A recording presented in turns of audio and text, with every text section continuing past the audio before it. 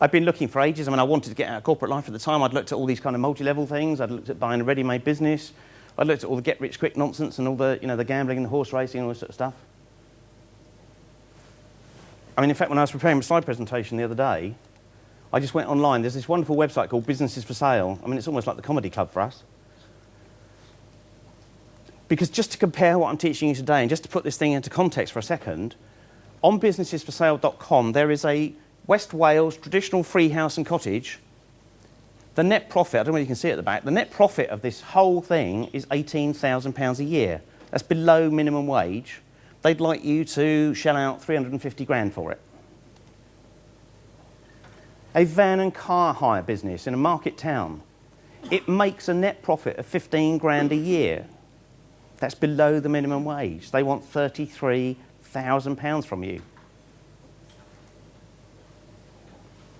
This cracked me up. Here's a retail website, Business for Sale. Guy's selling his website.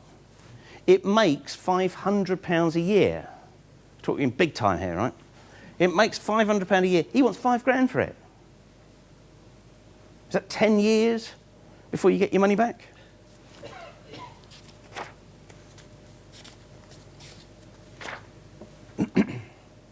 A high-traffic internet dating and friendship business. Net profit, 25 grand. That is the minimum wage. 25 grand a year, they'd like £200,000 for it. If somebody's got a spare 200 grand, give me the money, I'll pay you 25 grand a year. Commercial cleaning business, lovely business to get into. They want 40 grand for something that's going to earn you 10 grand a year. Can you imagine? This one, a fashionable Brentwood hair salon for sale. Beautiful looking place, I mean, really nicely done out, amazing. The total wage bill for this outfit is £80,000 a year. So you wake up January the 1st, you think, I've got 80 grand to shell out this year before I even start making a profit. And the profit you make, actually, when you paid out the 80 grand to the staff and run the thing, is £7,000 a year. Why would you get out of bed in the morning? You'd be better on the dole. Well, OK, not in the coming months, but you'd be better in the dole normally. 7 grand a year. They want virtually £100,000. Yes, you get the fixers and fitters included. Fantastic. The owner's role is an all-round stylist and hands-on managerial role. For 7 grand a year, you're having a laugh. You get more working in McDonald's. Starting an estate agency. That's your thing. If you want to be an estate agent, there's 2 options. You can go and get a job and earn loads of commission, or you could pay somebody a franchise fee. You could come up with a minimum investment of £90,000 to £110,000 to start your own branch of an estate agent. And you take on all the risk. So you go and borrow against the house or whatever, you put in 90 to 110 grand, and they will put you in the business where you can have their sign over the door and you can sell houses on their behalf.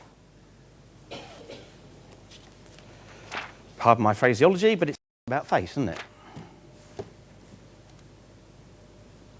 The question has to be, are you the sort of person that is interested in buying a job or building a business? I'm only looking for people that are interested in building a business. If you come here because you want a set of instructions like a job description and a job manual, then this isn't going to be for you.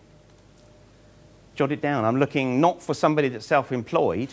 I'm looking for an entrepreneur, and there's a huge difference between the two. The guy running the hairdressing salon is self-employed because he's running this thing and he's just really going into work every day to cut hair.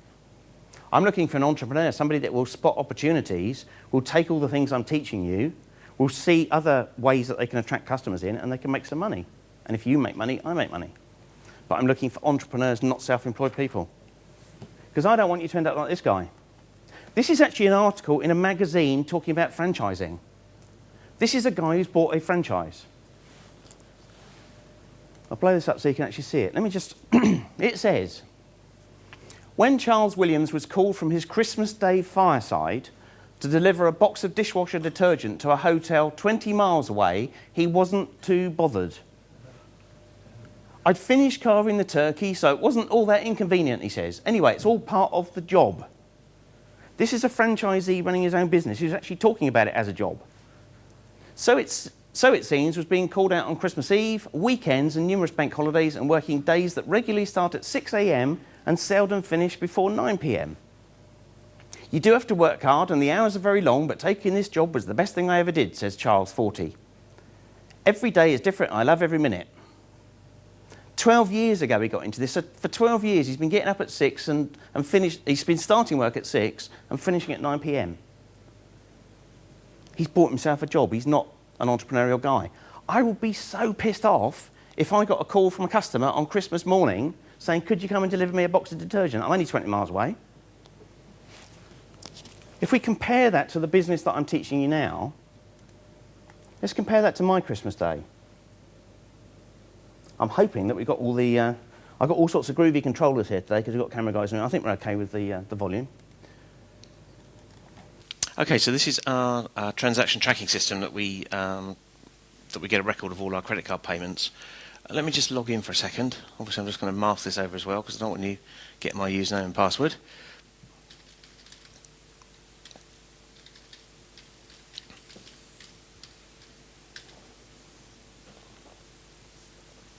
Just go over here to Booking Line PLC.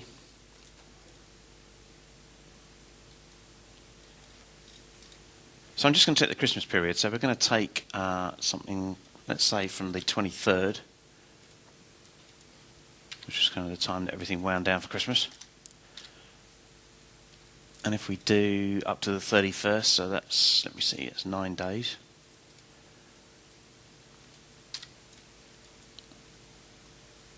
I want to show all the credit cards, so you know there are loads of different types of cards and things that we have here, but let's just go into here. And here's the results. And we can see, it says here recurring payment. Most of these, the beauty of the system that I'm teaching is that a lot of these payments come in as repeat payments. I didn't have to be actually sat behind my laptop on the 23rd of December. I could literally be off doing other things, and this money would come in automatically without me having to raise a finger. You'll see here, 23rd of the 12th, 2010, so last Christmas, 1:01 in the morning, £199.40 came in. That was on a repeat payment basis. And here it says good. That just means that the payments have actually gone through and they've all been processed. We have lots of different products on repeat payments. So there's one for £199.40. There's £116.33. There are some further down, I think, for £397 probably. But if we go through, I mean, you'll see here, literally, within seconds of each other, 101, 102. And look at all these payments coming in at 2 minutes past 1 in the morning. Here you go, £397, £116.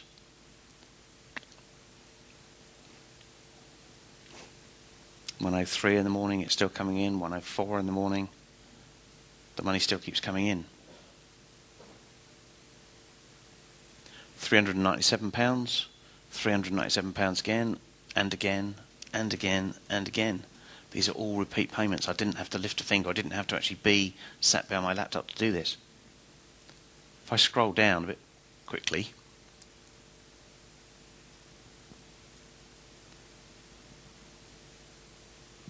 we'll see we're coming into his Christmas Eve. Payments coming in, 103 in the morning, 397, 397, 397. Then we actually get to Christmas Day, 1 o'clock in the morning on Christmas morning. Before everybody's up, Santa's not even been. We've got money coming in on Christmas Day, and we haven't had to be there to do anything. The money comes in automatically. The fulfillment house take care of it on the next working day. 26th, £199. All these coming in. 27th, money still coming through. All these payments, £199.40. And again, if I scroll right to the end,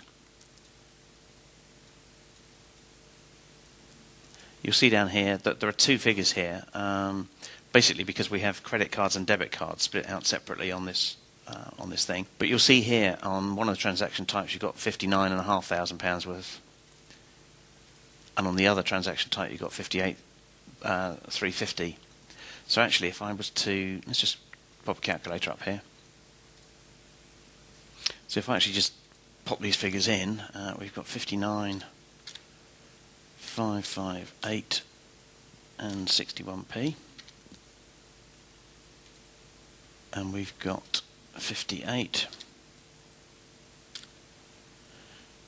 350, and 7p equals.